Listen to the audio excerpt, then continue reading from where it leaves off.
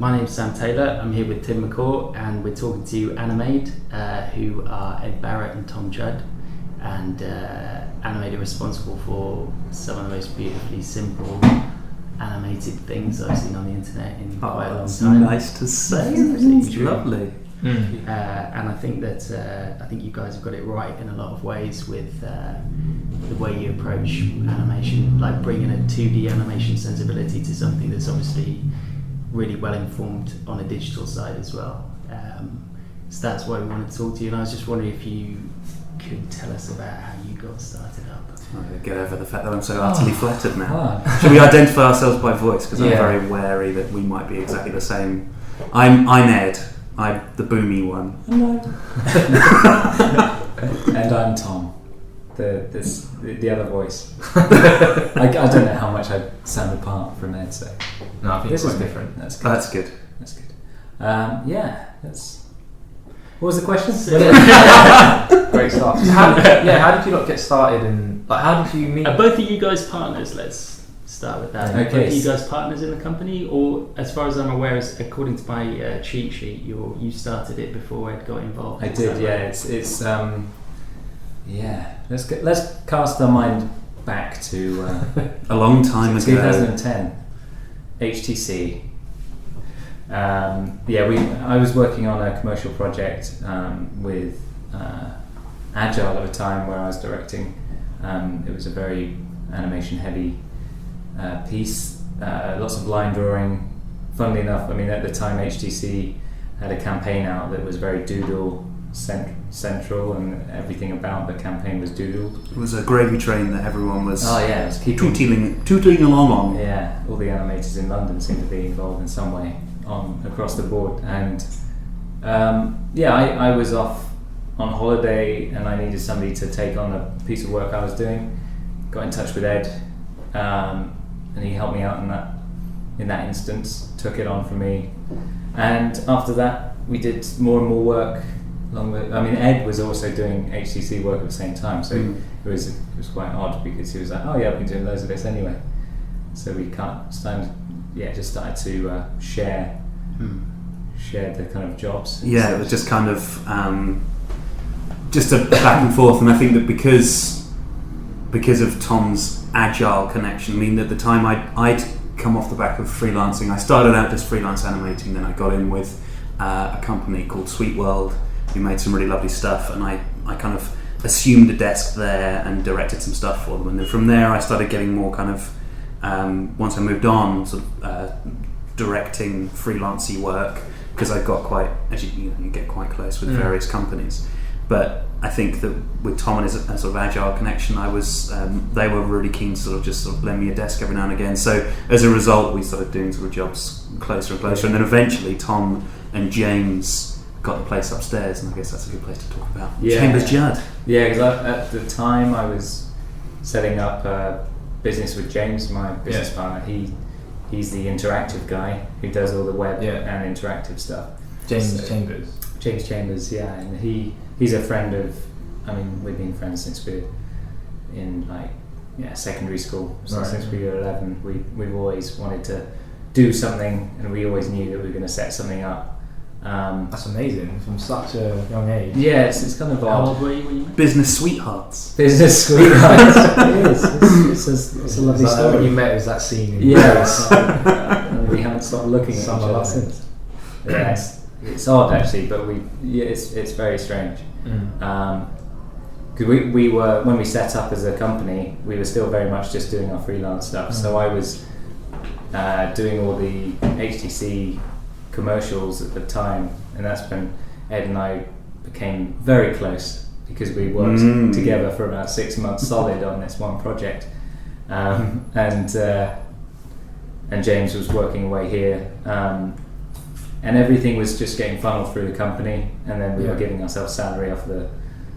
It was quite nice in a way, because having been freelance and having sporadic pay, all of a sudden it was getting put into a company, and then we were getting salaries out of it. So, And that was based on one job, the HTC.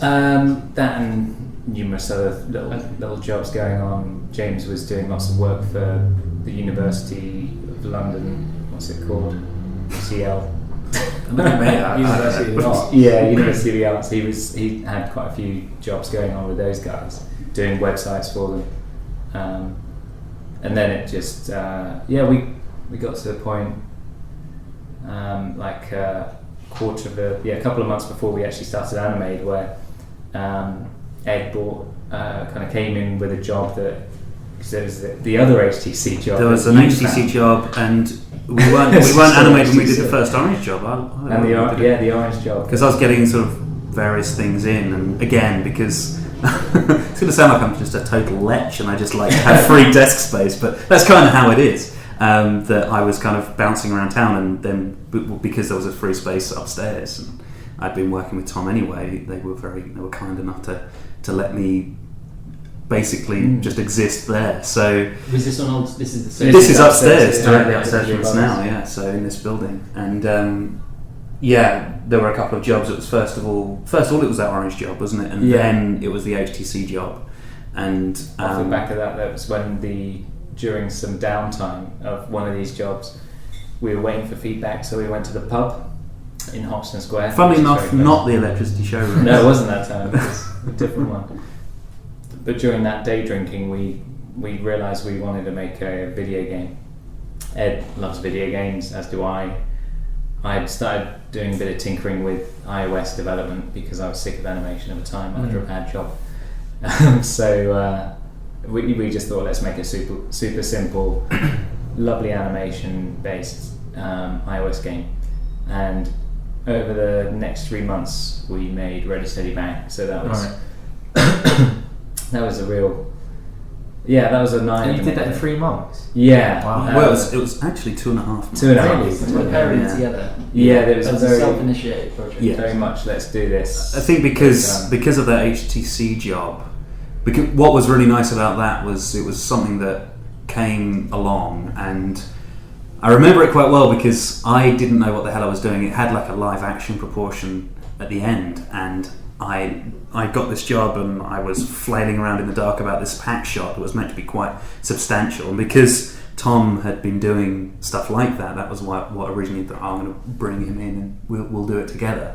And I was over at your house, wasn't I? And we got to budget this thing out, and weirdly it was the first time where I'd been sort of told to make up a budget. I'd never done that sort of stuff before, and we were making it up as we went along. Obviously you had to base it on the fact that you had Chambers Judd, so kind of there was that through cost the was there. business. It was quite nice because it was the first taste of that, like actually bringing an animation stroke film job through the company is in its entirety. So actually producing it, managing all the studio space for this hand shoot, working out all the pre-production of how the hell are we going to get the screen back in that tablet once we've done the hand shoot and all. And it was quite nice because I'd done a couple of shoots with just as Agile as a director, overlooking and watching how they run it. And it was like, okay, how can I avoid making the mistakes that we ran into, because there's obviously so many things that can go wrong when you're shooting on green against a screen. And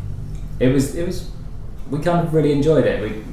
That's when we realised that we love animating, but we also enjoy the forward-facing client arena where we get a chance to talk to other creative directors and the clients. So it was a really good experience. It was a good learning curve, wasn't it? So the kind of how the company formed was principally to the HTC job. And that was like it made us see that we could work together. I think. The company, having the setup in the office space and being able to run everything through the company and feel and look legitimate, rather than being a freelancer, allowed us to say we're producing this rather than I'm directing this, or we are just people who are facilitating or doing one part of the role. And I think we did it and we got it done, and we feel like we did it well, and we thought, hang on, this Really Steady Bang was like a celebration after that. It was kind of like, well, we've done this, we've budgeted celebration. it. And, well, yeah, sort of thing. I guess that maybe a celebration that went on for too long. You guys are such animators. Let's celebrate and lock ourselves in a room for 2.5 months. Do anything else. It was Because nothing else came in. Well, that's right. But like, how soon after you finished the job did you start that? And like, Straight away, we were. Yeah, I mean, actually, we started it before It was the day job we was were at the over, pub. didn't we? We came back from the pub and started like we Designing, both like yeah. designing characters that. So what was the conversation you had at the pub? Was it like there's Well, I going to think be a it's sort of- cowboy who gets shot and it's just a quick Well, draw? no, I can huge barely game to start remember. with. Well, we were bouncing around loads of silly ideas, and actually there was even talk about, we're going to make a film together. But I mean, it's probably worth, I guess, at this point, so before we get on to Animade starting, was that I think at the time, Chambers, Judd, you guys were very much umming and ahhing about what you wanted to do. Yeah, right? we had very little idea of the direction that we were taking anything in. It was I didn't really know how much the kind of the distance we could go with animation and where that would sit or what it would be, and it took actually doing it and the year after that to actually work out. Hang on, there is room for a new company, and the small fish actually have some purpose in this London world of animation, if not a massive role, because there's so much stuff out there. But, so when you guys had that chat, you hadn't had the idea for Ready Steady Bang. It just came from that chat, or yeah, we had no idea. Yeah. It was literally that pub to coming back and starting making the game, and within a week we had a prototype which was literally just bang on the screen and you had to tap it. We'd been joking about just creating this facade of a game where we'd build up, you'd have a menu that would build up this huge thing where you could choose a character and input a name, and it would be this huge customizable fest, and you get to the game. Really yeah, that's right. And it would all be about the animation where we just animate all this incredible stuff. You get to the game and it was a one-touch reaction game as a silly anti-climax. Just kind of basically, what can we do as animators? And obviously Tom with the knowledge of sort of programming for iOS. Very simple knowledge. But yeah, this is it. That's still like pretty good going. Yeah, it was. I mean, it was really impressive, and I think took me a month. I was learning. But that was what was really nice. The fact that there was this lots of discussions going on about Chambers Judd, and that I, because I was upstairs, I was obviously privy to as well.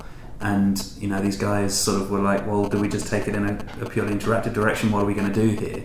But the nice thing about Ready Steady Bang was that it did what we're trying to do now, and we are getting to do more of now, which is bridge the gap. And I think that was what showed us that there's the two things can sit together so well.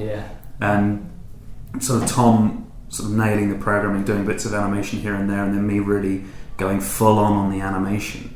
And it wasn't long before we realised that this doesn't need to be this crazy sort of elaborate piss take. It can be, this is going to be quite fun. So we started taking it really seriously and stripped it all back to actually the core of it, which is a very playable game that has gorgeous animations and is available in the App Store right now. with an update. Yeah, the brand new update. How much does it cost? 69p. 69p. What about if you're in America? What's it going to cost? That's 99 cents. Right. It's cheap then. Yeah. It's a good bargain. One should go out and buy it right away. Right. But I guess that's kind of what interests me about you guys generally, is like how you are able to strip ideas back to like their bare minimum, and I think that's your absolute strength. And I wish that for all these people who are coming up with like 30-minute epics, like 3-part mini series and stuff as their like graduation film, I just want to like show them something like Ready Steady Bang and just say, do it like that. Like set you almost win or fail like in the conception stage of the film. I feel like with animation there's so much to take on that initial conception phase of an idea is where you either make it or not. And I feel like you guys have got that down, and it's interesting to hear that it was something bigger and then you stripped it back. And you were sort of sensible enough to take things away and get it back to something that was achievable. I think I mean, it's a huge part of what it's really nice to know that you can see that, and it's appreciated because it's very much the centre of everything. Every job that comes in, we look back on the experience of Ready Steady Bang and all the jobs before that, and our films before that, and doing our films, our graduation films, where you do realise that you've gotten enough time to make something longer and what you think may be more epic, and then you actually realise that maybe stripping it back and cutting it down. I mean, Man Up, you cut out a heck of a lot of animation. Well, that's mostly because it was a really awful film, and then I had to cut it back to kind of make it work. Right. But you stripped out minutes. Yeah, I mean that's not to say. I mean it's not to say that you get. There are some really good. Where was the film made at? I did it at the Arts, the Royal College. And that's where you guys met? Yeah, originally. That's where you met. The Arse. The Arse. He said the Arse. The Arse. Haven't done the Arse. That's what we call it. Right, okay. But yeah, I think that there's definitely something to be said for. You can get some fantastic films that are sort of quite self-indulgent, but rightly so. But I think what really worked, and what works about the relationship that Tom and I have with our work, is that we both kind of have the same sensibilities of, so technically what we're doing is we're designing for animation, and we're designing with those the restrictions in mind. So we've only got such and such amount of time or whatever, or is it just that we only want to put this much time into it? So how can we adjust it so that it's as good as it can be, certainly from a movement point of view and a design point of view, but it all fits within the restrictions. And I don't know whether it's been an organic thing or whatever, but somehow we've always ended up with these restrictions, whether it's because of other things going on or just because we've actually said to ourselves, look, we can't be putting this amount of time into it, whatever. And it's got to a point now where we've said, well, what if we just allot some time to something, like a lot of time, and it still ends up being something that we just actually I think that we always end up stripping everything back. I do think that seems to be like how consciously it is, like something that is very evident to people looking in, that you are all about like, how do I get something great very simply and maybe quickly, like the whole concept of Full Sex, which is the 1 second film. I just thought it was amazing, like a genius, and like I was almost just like thinking, like, I need to contact courses teaching animation, just be like, tell your students to like their first projects just be a 1 second film. And I remember just outsource it to the animation community. But I mean, I did it with a couple of people when we were at work, and like we tried to do it in our lunch break, and we maybe spent a little bit. It worked. No, but I took a little bit longer than my lunch break, but it wasn't a huge amount of time. And everyone who did it did something really funny, and you guys were kind of putting little funny films out. And I remember telling someone about like that you can make a 1 second film great, and they was like, it's impossible. And I just directed them the channel, Yeah, well, we had to cheat by putting 2 seconds at the start. Well, this is, I mean, the inboard and the sideboard definitely made it. Yeah, this is it. Because of the sound, and it's quite. Because we had the discussion when we were over at Pictoplasma, weren't we? We were in Berlin drinking loads of beer.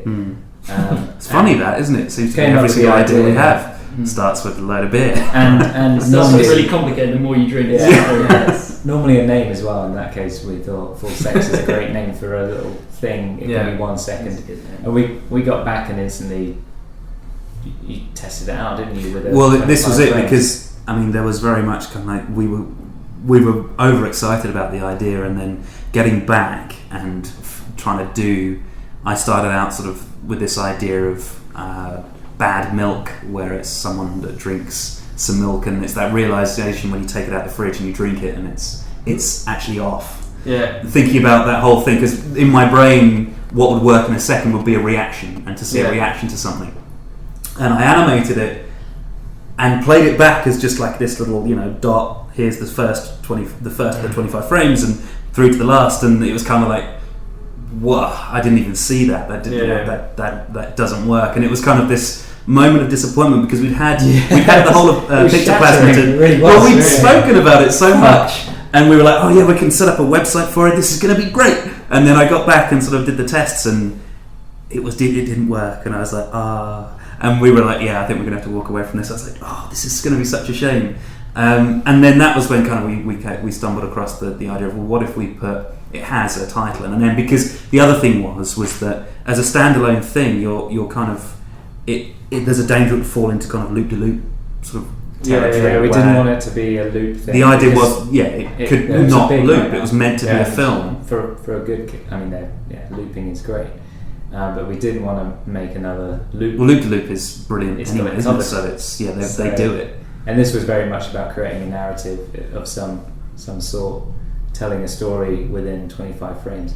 So, but even the fact that you thought like, okay, let's not add another like 2 seconds to it. You just thought, let's put an end card on the side. Well, this is what films need, isn't it? I think it was just the natural progression for the idea. It's kind of okay, so this is going to be a film concept. And I think as well, we realised everything's going to be on Vimeo, so you're going to press the play button and the play bar doesn't disappear for about a second anyway. So you won't feel like you've done anything. Yeah. So there was that as well. And the idea that it would take longer to buffer than it would to watch it as well. So giving it that 2 seconds on either end was kind of the logical progression. The sound really works, and seeing how people have like used the concept in so many different ways. Well, this is it. This is what's been amazing about this project. Just for someone who might not know what we're talking about, could you just explain it just really quickly? Okay, it's an animation challenge, I suppose, to create a non-looping narrative piece with 25 or 30 frames, depending on frame rate, 1 second of animation in between a 2 second start credit or start title card and end slate. Title card and end slate, and then a 2 second end slate. Right. And the music or sound can last 5 seconds, so you can build something in with sound. Right. Just gives you a bit more flexibility. But the animation must only be a second within that 1 second in between. Whether that be 25 frames or 30 frames, it has to be set. There's a lot of rules. Some people don't understand the rules. Yeah. So would you post ones that people maybe did 5 seconds? There was some really. This is the thing. I mean, there were a couple of really good ones that sort of broke the rule. We put everything on the Vimeo channel. Yeah. And then we've got the best sex we've ever had. Well, we started out. We were a bit stringent at the start, weren't we? We were a bit sort of like, we can't just put everything up, and we got a couple in that were really odd, and we just thought people aren't going to understand this, and this could make us look bad. So let's not. But then I have to say, you guys didn't put mine up. What? Didn't we? Yeah. I did one. It was Uma Thurman stabbing Bill Cosby. Oh yes. And I thought that was one of the ones I didn't put up. Yeah, sorry about that. And I thought maybe I shouldn't have used celebrity. Well, it wasn't that actually. You know what the thought was at the time? Let's do it. Let's put it on record of why we didn't do it. We were worried about the R word, the racism thing. We were a bit sort of like, are we going to get? Because is this going to be misconstrued? Exactly. Yeah. But I guess that's a really interesting point though. When you do one of these collaborative projects, it opens it up to people, and they're attaching themselves to you, and you have to still be able to control your identity. Yeah. Well, this is. I mean. That was right at the beginning when we were being really tight about things, and it wasn't the only one that we turned away, and there was there was this real sense of guilt of we should put this up, but we aren't doing it, and then we were like, are we the bad people? Yeah, we're thinking that's. You see, you caused all kinds of problems. I am a racist. I am. Guys, remember when we said we're not going to? We need to do a caveat. Come back in. But okay, so. But this is the thing, and we kind of throughout the process of it, we actually changed the way that we thought about it. And we were like, we suddenly thought, well, everyone really does deserve to have their thing up. So maybe we'll dig yours out and put it on. Or you to resubmit it to us. It's a lot of build up for this now. It's a piece of shit.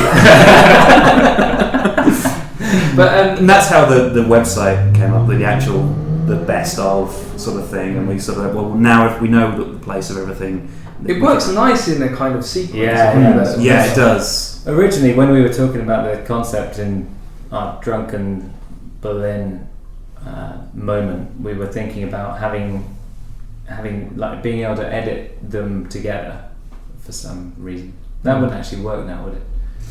when they didn't have end Without the title and end card, we thought that maybe it would play out as some kind of crazy edit that would be super hyperactive and super fun. It wouldn't really work. It wouldn't have been as good, I don't think. But yeah.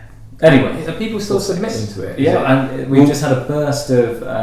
It's get one a day at least. Yeah, we get quite a lot. Well, since we set the website up, it's obviously got really popular, I suppose, because people are kind of and now I want it. It's a challenge for them to get into the best of sort of thing. So and that's still doing best ofs. Well, yeah, the plan is to sort of we pegged it sort of every 6 months. We then scrape the ones that we thought were the best. Scrape them off the floor. These piles of crap. No, not at all. But it's that just go through them and pick out the ones that we like the best. And sort of give them, because it's tough because they all deserve. There's one guy's done about 20 himself. Yeah, really? Yeah.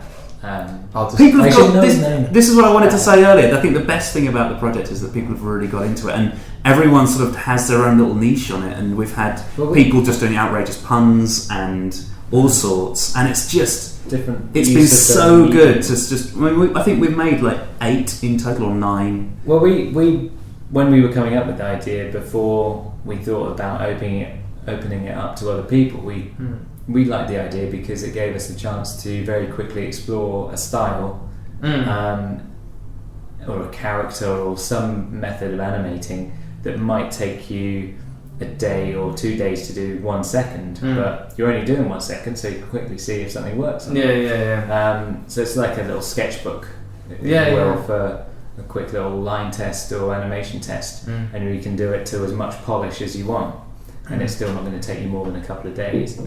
And that's a lovely thing. Some of the things people are submitting 3D or stop motion, you're just like, that's big investment of time, but it's only. But then it's only so it's kind of nice to do something that's a bit throwaway. If it was a 1 minute film, then we wouldn't have any submissions, and the name wouldn't work. Just be called video. 4 minutes. 4 minutes. Doesn't quite have the same ring to it, does it? Yeah, that wouldn't have worked. It's not rude. Good job we didn't do that. Well, we did do it the year It's before. so clever the way that you're sort of producing content, but not actually producing it's great. content. And we shout with it, get loads of likes. It's I thought that was really. It's not. I think it's like ingenious. No, really, like ingenious is a good word. And also I think you'll get like.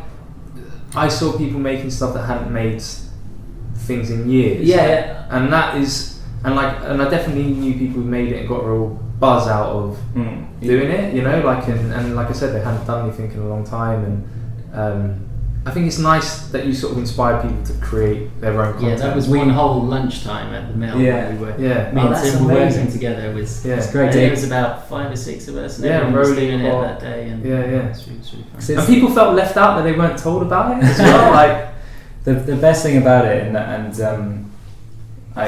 it comes back to that like atmosphere, the studio atmosphere here, and like you guys saying, you're all getting together and being involved. When we get an email through that says, "Here's our contribution to Full Sex," everyone turns around and we all watch it. Yeah, and it gets everyone involved. And there's things like we haven't done it for a while, but the HandSolo thing that we were doing on our Facebook, which was a Friday stupid thing where we draw some hands and get people to fill in the gaps. Right. Okay. And that turned into the biggest part of the week for us in this. Yeah, it was so fun. Like, oh my god, we're going to draw some hands. We're going to put it on Facebook, and then 50 people submit what is in between those hands. Right. Okay. That again started with the name HandSolo. Right. It's the most bonkers so puns feeling. is like basically the big puns. part of your business. Yeah. I mean, everything. Most things start with a pun, but I think that the most gratifying thing for me has been that somehow we've managed to establish a bit of an audience, and with Full Sex and HandSolo as well, respectively, able to just to get double pun. That's great. Just to be able to get that feedback from people, and all of a sudden you're sort of seeing, people are kind of interested in what we're doing, and they're excited about stuff, and it's just brilliant. It's bloody amazing. How much time of the day do you spend looking at fun videos online, and how much time do you spend on it? Because that's one thing that I think I can imagine struggling with, doing this kind of thing, putting stuff out there. And you guys also have that smiley face click like thing button, as well, the like button, which is amazing. But I mean, yeah, just you've also got the Animade the blog. Yeah, I mean that. I can just imagine, like, if I had all that like stuff going on in my life, I would never get anywhere. Well, it still takes us a hefty part of time keeping the blog up to date, because it originated. I mean, Animade, the name and the word came about when I just finished the RCA and I was kind of kicking around as a freelancer, and I thought, well, we started a blog, me and a friend at the RCA. And I really wanted to take it a step further and make it more prominent, so I set up the site and I thought, right, how can I name this? And I looked at Vimeo and I thought they'd taken video and changed the letter, so I said animate, and I changed the word, a letter, even. I can't even talk. No, beers will do that to you. So I changed the letter from the word, and that's where Animade came from, and so I was kind of keeping that going for that year. And what year was that? 2009. Okay. So, and I've been kind of keeping it semi up to date, like updating every week. And it was always there. Hit a wall after a while. Yeah, it was like occasionally I'd have spurts of just like every day chuck a couple of things up, and then you just get a bit sick of it. The funny thing was that Tom was the year below me at the RCA, so I mean, we got along really well when we were there, but then there was that kind of, I left and went and did my thing and Tom was doing his thing, but then I knew when Animade, the blog, started, I was kind of like an avid follower, and I was like, this is great, I really enjoy this. And then all of a sudden the posts kind of stopped, and that was about the time when we started working together, and I was kind of like, oh yeah, you still haven't updated the blog. He's like, no. Can't be asked. But it kind of sort of, obviously when Animade started, then there was the two of us, so as a company, so then we could start blogging again. And well, I had the name itself already. We had some followers there. There was like there was a bit of following, which didn't it helped, I suppose. It gave us some reason to keep. I mean, we always watch stuff on Vimeo, and we're sharing things, and it's nice to know that we had people start. Hang on, these guys they're also making stuff as well now. That was quite nice, and we kept the blog going. It's still, I think we got to our 1,000th. Yeah, fairly recently. Post but yeah, to sort of go back to what you're saying, it's a huge. It does take time, and we're trying to. But you guys acknowledge that it feeds back into what. Yeah, it's definitely. Yeah. It's great. You can really see if you get caught up in the analytics of it, you notice what comes back to you in a week or two where you're active within that world. Opposed to a week where you're completely snowed under with commercial work, and you don't put anything out there, you don't tweet or Facebook or anything, and it's a very fickle world, the internet, and you do feel a massive. Very quickly things taper off. Yeah, and then you pick something up. I mean, the best time this year was talking about the HandSolo thing, which was a very stupid idea, but in a way such a nice creative and fun thing. That was also very personable, so people felt that we as a studio were people who were just trying to have fun as well. All of a sudden it caused a bit of I think people were just keen to be involved, because it wasn't a company putting out, it wasn't their HR team. They know that you're not human you resources, as the like, PR team. Putting out a marketing push. It was. But I think that's the thing generally about social networking is, like, if you're saying stuff that you really care about and you're being honest and you're just talking like you talk to any of your mates, then people are interested in that. As soon as it's planned or cynical in any way, it's not interesting. Exactly. Yeah. I mean, that's how HandSolo started, because it was actually something that Tom and I played around with inside the office for a while. It would be random. Like, we'd probably be really, really busy, and then I'd just very slowly slide over a piece of paper with a couple of hands in a really provocative position, and then Tom would completely subvert it, make it completely innocent or whatever, and that was the fun. And then we did one, and then we just sort of posted it on Facebook. And it got lots and lots of sort of likes and stuff, and we were like, oh, well, how about we just put the hands up and say someone else, you guys, it's open to interpretation, and it got lots of feedback. Just to explain briefly what it was about, we put up the hands, disembodied hands, as a photo on Facebook, on our Facebook page, asking people to print out or and these are drawn digitally, hands. Digitally, I haven't actually seen this. Digitally take those hands and fill in the gaps. So attach arms or whatever, just fill the rest of the space around these hands, and then repost them or email them to us, and then we put the results back on Facebook. So every Friday we put hands out. Then by the end of Friday we would have a whole album full of fan art or people who'd submitted filling in the gaps.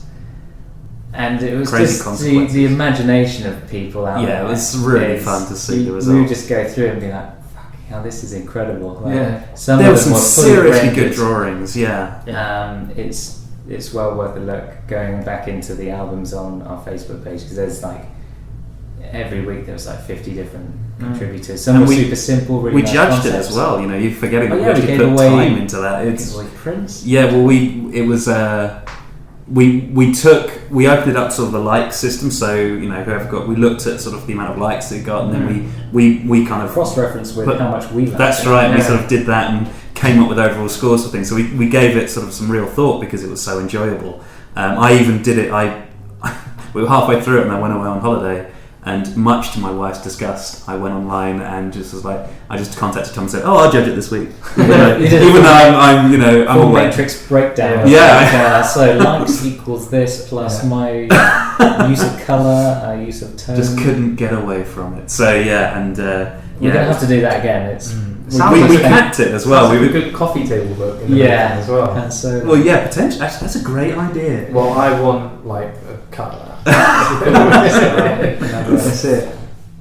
We need to do. We've probably spent more time talking about HandSolo than anything else. Shows. But no, we spoke a lot about full sex. But there's one thing when we met the other day you was telling me about is that the idea for Bruce came from the fact that you was really into animatronics, and that was what you was going to make RCA film. Yeah, I spent most of my 2 years messing around with programming and kind of subverting programming or taking ideas from it and making, I suppose, interactive digital art. Right. I don't know what that is. I mean, that's why James and I very quickly, is when we set up Chambers Judd right back at the beginning, we were like, right, we want to be this in between, which when you're at the Royal College and they've got an interactive side and animation side, and they was James on the he did interactive at the Royal College a year after me. I was doing animation when I was there, but they really push that idea that there's no boundaries and everything's possible, and obviously there's areas within the commercial world where there are these crossovers. However, the clients out there are they're 5 years behind what's happening through universities. So we came out and we were like, right, let's go and do some. Do you think that's true? Clients are most 5 years behind universities? At least, I think there's. But maybe behind MA courses. I think in terms of I certainly didn't feel like that at university. I didn't feel like the college that I was at was, we had some excellent teachers. It's a great place in a lot of ways, but I didn't feel like there was anybody pushing the envelope with technology, and I felt if you wanted to do that, it very much had to come from yourself. And just because it's such a huge machine, if you wanted a Wacom tablet, if you wanted them to buy a Wacom tablet, it had to be signed off by all these people at the top and stuff. I agree with you in the sense that it was very much, lots of the stuff we were doing was very much off our own backs, and most of the stuff I did in the animation course was, I just said, right, I'm seeing James in the interactive courses do this, I like the idea that we can do this and make it happen. It fits in with animation in the sense you're still making something move and exist and act, but through programming and code. I think the idea that you're doing stuff within that controlled environment where you're doing it because you're paying to go there and do it, whereas all of a sudden we got out into the environment where to do that and survive, you have to sell that to somebody, and they have to say yes to it and give us some money to you to do it. And therefore the clients who haven't seen it work yet and don't know that there's going to be a reward for them to sell it to them, it takes a bit of time for it to become something. It's like, oh wow, that's nice, and then a bit of time needs to pass before a client or a company will say it's worth us investing some money into that, and we believe that it will reap a financial benefit for us. So, and I think that's that was my tablet just fired. But I think that there's always a bit of a lag, but I would agree that the actual institutions themselves may be as slow. They rely on the students to bring through the new mentality. So you're saying if there's like something innovative that's happened in a MA course or university, no matter how great it is, the industry would not pick up on that for a few years. Will. They'll be like the ad agencies will pick up on it and go, "Whoa, that's a great idea. Let's try and sell it to a company." And that if they're good enough, they will, and they'll get a company to sign off. The difficulty is traction on the internet, like they'll get. I mean, but there's always that. It at some takes point, that, somebody but needs to take one step and say, "I'm gonna sign off £500,000 to go and do this." When we know we could spend that on a advertising process that we know is sound. Exactly. That's the thing, isn't it? It's when the money is involved, Yeah. and the thing is that anything new is always a risk, and quite often it's a risk that people aren't willing to take. So it's tough because obviously you're looking at universities, which are an institution where it's all about risk because you've got nothing to lose, and it's exactly. the time Play to time. experiment. And quite often the best things come from that. But from a client point of view, you need to know that you're putting your money into something that's totally sound, don't you? And as you say, like that notion that but if something builds enough gravitas online, but it takes a lot to build gravitas online, unless it's a cat. In which case you're going to get 1 million views straight away. It's also the size of what we were when we left as well, because I mean, obviously there were companies out there like the big digital agencies that were doing that kind of wow factor digital work for the big companies who could afford to take a risk, splash out. Yeah. However, the majority of the work from the companies and the commercial work that was more in our area, we realised that to get into that and to make money, we would have to hit linear animation and web design. So on both sides of the spectrum, animation in its simplest form, and interactive in web and app, and very much that area. To cross over, we would require a bit more kind of guts to actually turn that around, especially when it's such a vast area and such an unknown. And that's what I suppose we feel like we're building towards now as a company, is that crossover is going to become easier because we can facilitate it with more bodies and better understanding of it. So, what made you initially take that crossover? Because you basically made it when you were studying, right? So like we were playing in that area while I was just messing around with like Arduino, which is like this processing computer that you can kind of plug into servos and whatnot, and making legs, kind of doing a running loop with like puppet legs using forks as counterbalances. So all my original Vimeo videos are messing around with. I'll have to have a good look at those. And an eyebrow hat. So it's a bowler hat with eyebrows attached to strings. So you had a controller, so you could do your emotions based on that. And that was most of my second year, making a hat with eyebrows on it.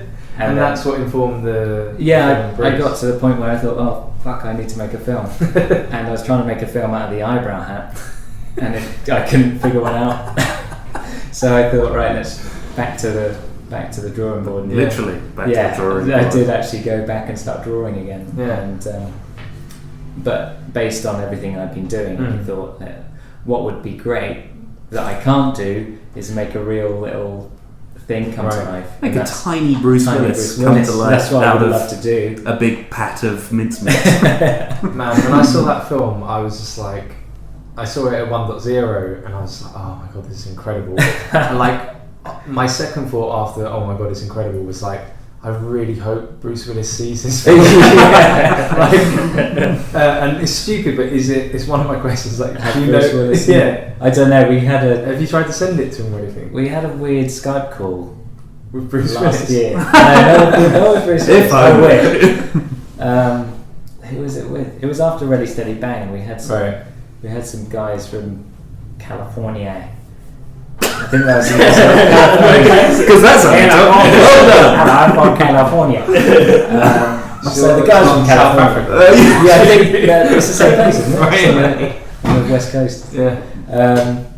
They Skyped us and they were like, we like the cowboy, and they were saying, oh yeah, we know Bruce Willis. So, Really? yeah, they were going to make sure Everybody in they saw California knows Bruce. Bruce Willis. Well, he's California. You're saying it. It's quite small. But yeah, I hope he has. And apparently he's a bit of an asshole anyway, so you probably hate it anyway. Yeah. And if you're listening, Bruce, I'm going to come round and have you. I'm going to California and let's get some more beers. Yeah. Sorry, but So what's the RCA like? good. Yeah. Good fun. Yeah, I mean it's you know you get put into a very privileged position because lots of people apply and How many people do they take now? It's gone up, hasn't it? since 600 probably. when I was there it was Considering like the 14, 15 per year. I don't think it's gone up that much. I think it's like 18 maybe. I mean that's completely off the top of my head and possibly so a it's not total that lie, much. but I don't think it's really exceeded 20. It's not like doubling every year. Like, No, not really. And because that's what I think that's what happened on my course. Like I remember the year below us was double, and then the year after it was just an exponential growth. when on my BA the year groups are very very large, and every now and again I teach back there, and the year groups are still Whereabouts very is this? very large. Farnham? This is Farnham. Oh yeah, I know a couple of people who you lectured. Oh really? Yeah, and they was like, What, are they animating now? What Yeah. are they doing? Probably not. yeah, no, After I've taught them. Yeah, I think one of them's at Tandem, and I think Barrett. I think Yes. maybe John. You lectured John as well. John Top. Yeah, he shares our studio space. I don't think I think John was on a no. I think that maybe he did because I go in and teach After Effects, and then there's a whole other side of the course which is Soft Image. He might have done Soft Image, so I didn't I get. think his grad film was 2D, and he knows After. I might. I mean, I probably. I mean, I know John now. Yeah. And actually, he was teaching there recently when I was teaching, so okay, you know we got to talk about it. But quite possibly. I just don't remember anyone. Yeah. It's like I don't remember the little people. All your students that sit at home now crying. I remember every single one. Name them all. I love you all. He's got the photos. Do a of all register. them on his I desk. do. Yeah. That's right. A mess of photos. I Kids. I yeah. don't know if you're allowed to have those. Well, all the pictures of kids on my desk. Yeah. No, yeah. But I mean, I think that it makes a big difference having a small year group, and at the RCA that was something that was really, and it's coming from Farnham where it was large year groups, and you know, seeing, I think when we started out there was something crazy like sort of 60 to 70, and then by the end there's like 45, so, and sort of seeing the dropout rate there, but then going into somewhere where it's like, oh right, there's 14, 15 of us. So wait, all those people dropped out by the third year? There was just through the process of failing or leaving. Okay. You know, I don't know what the actual getting onto the course wasn't that hard at Farnham. Yeah. I did my foundation course there. Oh really? Yeah. I mean, I've heard. I mean, I heard really good things about the foundation course there. Yeah, how you found it? It was a lot of fun. Yeah, it was a lot of fun. I mean, the foundation course is just mucking about, isn't it? I felt like it was actually like one of the most creative points of my whole education. Actually, It's this nice, strange hub, isn't it? Yeah. You get, I didn't know you start, that and you kind just of art like, existed. what do you do there? And All it's I've done was all these avenues. expressionist painting. All my A level was just expressionist painting. Seriously. All my A level Yeah. was just completely wasted.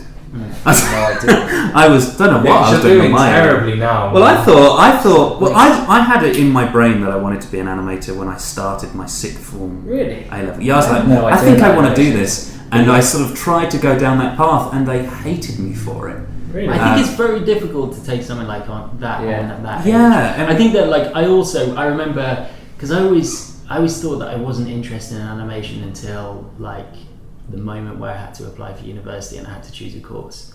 But I was thinking back at it recently, and I remember presenting something to like I went to school in Holland, so it wasn't the same situation. But my sort of equivalent of A-level teacher, we had to do a project, and I said I want to do an animation, and they were just like, no. Maybe it was at the time where it wasn't quite so accessible technologically and stuff.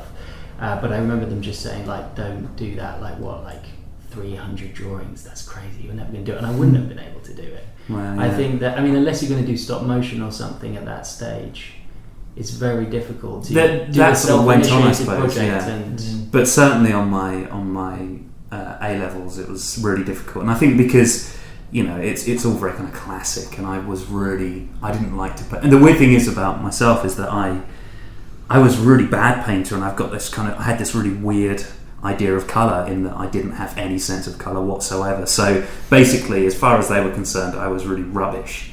And all I wanted to do was draw cartoons, and I was obsessed with kind of Warner Brothers stuff.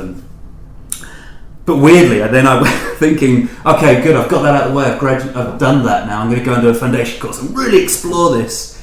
And shortly into my foundation, my tutor told me that I had more chances of becoming, I should just become a plumber, because I'd never been an animator. He was like... and how did you take that? Well, I was told that he was like, you can't draw well enough, you can't become an animator. His name is piece of His name was Steve. I don't remember his second name. That's it. Anyway, yeah, I mean, it was really, really a peculiar thing, because as I say, I'd kind of had my sort of sights on, I think I'm going to do this, and then he told me that. But funnily enough, I think But that did kind it of make made you want to do it more? Well, it made me want to I tell heard that.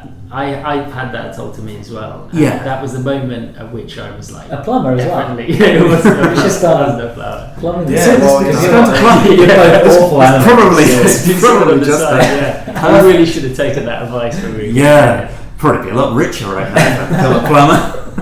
But I mean, he was like, you need to do more life drawing because you can't draw anything, and I was like, okay. And I did more life drawing, and I still can't draw people very well, but I don't know. I guess I can, because it put the fear of God into me. And I was like, oh, I need to really buckle down, because this guy's told me that I'm never going to be an animator, so I need to do it. And then, funnily enough, all of a sudden, that became my utter focus. All I should be doing is learning how things move, and I got the Animator Survival Kit for Christmas from my granddad, and I just did nothing but do all the exercises This was out when of you that. were like 17 or... No, well, this was like at the very end of foundation. I got onto Farnham, and I was like, right, well, I've got to a point now where I'm going to be studying animation, so I should probably learn how to do it. So Good job someone did.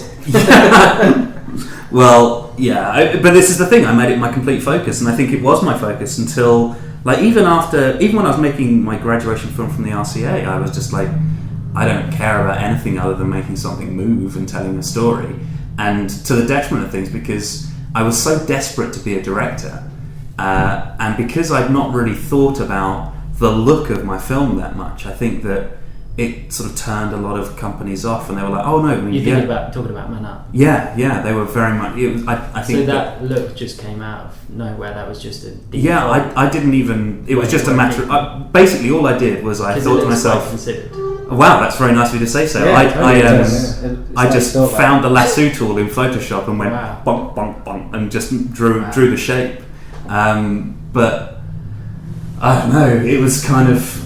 It was just that. I just thought, what can I do to design-wise that I'm going to be able to move as well as I possibly can? And I was experimenting with After Effects, and so I made the guy in After, and I was like, this is great. This is like a puppet that I don't have to redraw. So that's even better. That's going to save me even more time, so I can spend even more time deliberating over the movement. But then I guess that all culminates in meeting up with Tom, who, as you said, he was very much into painting and stuff. I remember, don't want to butt in, but I remember seeing... Well, you did? Yeah, I did. I remember seeing the films, all the films from that year, and I was like, fucking hell, that's my cup of tea, man up. I knew Ed, but I didn't know him that well. But I remember looking at the films and thought, that's the kind of work that I really enjoy, that humour, that kind of movement and acting. And it's quite interesting thinking back to that point now, where I sat there and I don't think I saw the screening, so I was watching them on the DVD, just flicking past the ones I didn't really like that much. I was like, hey, hang on, this one's good. And because I'd seen Ned working away on a bit during his second year, my first year, but actually seeing it as a piece, I was like, hang on, this is really speaking to me. He dies at the end. Don't want to give it away. Isn't that just the way that most animations end? I can't think of a way to end it. What are we going to do? He dies. The ultimate ending to anything. The Sixth Sense made a whole massive film about that, so don't knock yourselves too hard. It's just the easy way out, isn't it? Yeah. Everything dies. Yeah, anyway, back to you. I was too engrossed in what you were saying. I don't know what we're talking about now. I got a question. Oh, sorry. Yeah. It was just based on what you was talking about. When you were studying, you sort of really wanted to be a director, and I know it's something that I felt as well. But I know a lot of people coming up through education, they want to be directors in commercials, but what it's like to be a commercials director is so vastly different from what it's like just thinking about making your own stuff. And I just wondered if getting into the commercial side made you feel like, okay, this is something that I didn't think about but I really love, or it put you off it, or are you a director? You guys are both directors. Yeah, we're both. Yeah, I guess so. That's both director away. I mean, did you know what you was getting yourself into as a commercial? Well, to a certain extent, yes. Because the other thing was that a very close friend of mine, but all the way up through Farnham and the RCA, he immediately went on to direct, and we'd always sort of competed with each other. That was just something that we'd done, and then he went off and directed, and I was really like, oh man. Who was that? It was Kristian Andrews. Okay. Do you know? Yeah.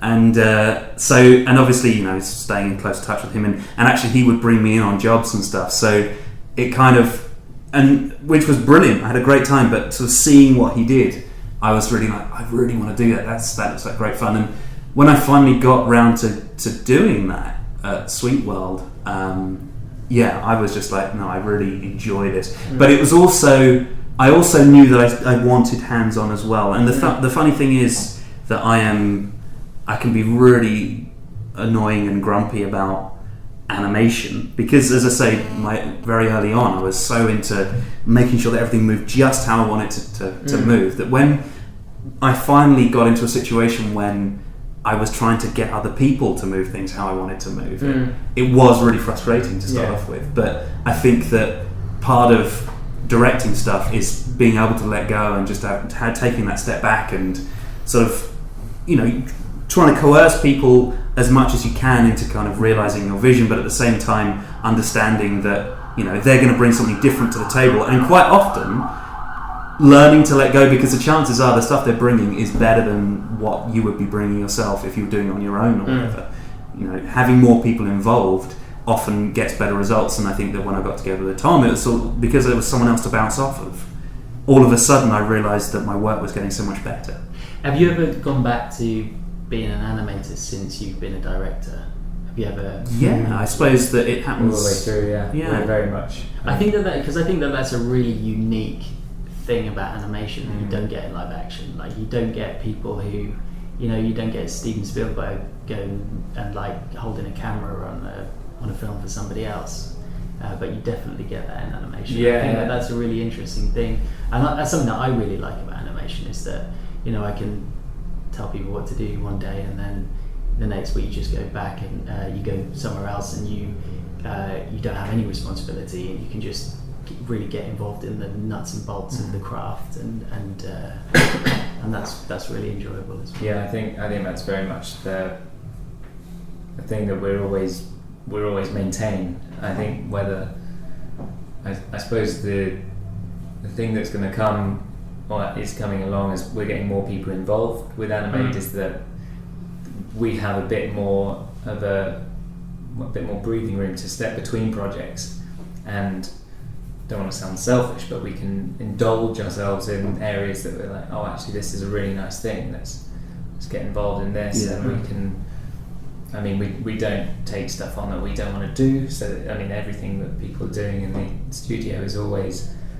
we're always doing it to the best of our abilities and whatnot. But I think we really enjoy animating and designing and creating. So I see that maintaining. Yeah, there's However always far it goes, instances like- where it's kind of like, I guess because we very much, the way that Animade is set up is that it's not, we don't really put names to things that much. It's usually, the name is Animade, and there are other studios that are doing it. On you guys' part? Yeah, It's kind of evolved organically, but yeah, it's... I think we wanted to, when we got to the point where we felt like, oh, we could get somebody else to help us with this, we were like, I suppose we didn't want to become another production company that had a roster of people that we didn't use, or we didn't want to turn in, we knew that we wanted to run things through us and have just everyone to be come involved, through. Yeah. to be able to... we everyone was sort of cumulatively working Yeah. towards something. I suppose it's like a back very to that- communist ideal in a way. that I suppose. idea that all of a sudden when Ed and I started working together and co-directing is realising that you're so much stronger when you've got two heads bouncing around a storyboard.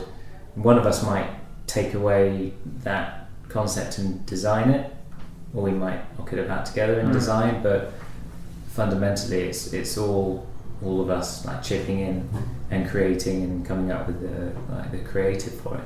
And now that we've got Carmen, our junior animator, and she's very much hands-on everything, given as much of Who's this? No longer a junior animator No, now, she's either. not. Fully What's fledged her director. name? Carmen. So she directs her own project. Yeah, Carmen has been with us since she's been about 6 months plus now. She started as an intern, and she's just been incredible over the last since she started interning. Really, we were like, wow, she's just on it, Very early on. learning quickly, and the last 2 jobs she's done, she's designed up from scratch. Really awesome, and it brings a new breadth of work and appearance to what we provide. And it's lovely because, I mean, she's got a great grasp of colour and a great grasp of design, and I think that she's been learning so much on the animation side of things. But what's great is that she's sort of got to a position now where she takes on a job, she project manages, she designs and stuff, and then she can then turn to us and say, oh, I'm a bit stumped about sort of how to manage this little section here, and we'll all crowd around the computer and be like, oh yeah, that is a tricky one, what can we do to sort of tackle this? And it's that whole fun of problem solving, but it's even more fun when there's lots of you to sort of, right, oh, so is this going to work, do you think that's going to work? And everyone gets to sort of solve the issue, and then you sort of see it work, and everyone gets that feeling of gratification in the end. I want to come and be an intern at your studio. You're very much allowed. How do you guys find people? Do people send applications through to you? This year we were going to run, I mean, we've got Lana in at the moment, and Lana has been awesome. She's nearly finished her 3 months. And we've got to the point there now where we're running out of space, so we probably won't take another intern on until we find a bigger office. But the last time we ran it as a kind of call for entries, in a sense, it was like we wanted to mix it up a bit and say, send us a walking loop so we can see what you've got. And One thing we find we do a lot of is walk cycles. Yeah. So we thought, well, we need someone that can do a walk cycle, I reckon. we also get a lot of people applying throughout the year, and we only do like 3 during the year or 3 months, and we thought we just got folders full of things, and we want to almost get people to show a willing and create something if they're really keen and they can kind of show us. And it was really lovely because we had about 30 plus submissions, amazing like quality. It was so hard. It was. We didn't really think tough. it was going to be that difficult when we were looking through all the show reels and trying to whittle it down to sort of the final 4. It's like being on the X Factor. It was great. feeling that power, but it was actually really, really tough, and we were looking at everyone that submitted and going, oh my god, like we could call everybody in, and getting it down to that 4, and that's before we even started thinking about trying to whittle down that last 4 to the final 1. It was so tough, and this is the other thing, to be able to think, wow, there's people applying of this caliber. It's gobsmacking. And the notion to be in this position. It was off the back of HandSolo, so I think that was we built up a buzz with HandSolo, and right. we put out a call for entries for our internship. Probably wouldn't happen this time around. No. We need to do another HandSolo. Yeah, that's right. So I think basically we're going to give up animation and just do Facebook. Just draw hands. Fun games. I'm sure there's a lot of companies that who hire a lot of people just to kind of manage. We're being Facebook flashed a stuff. clock. We've taken too long. Flashed a what? Flashed a lovely big clock. So much. We're going to have to finish this. Have we covered everything off? Any quick? I've got like 7 pages of. Let's do one every week. Yeah, we're going to have to do another one of these. So. Okay. But yeah, well, it's been awesome. fun talking to you guys. Yeah, That's been great. Lovely. So Thanks so much for it. No, it's been a pleasure. Thank you. Right, back to the pub, I think. No? Yeah. Back to Quite Facebook. possibly. Bye, everybody. Bye.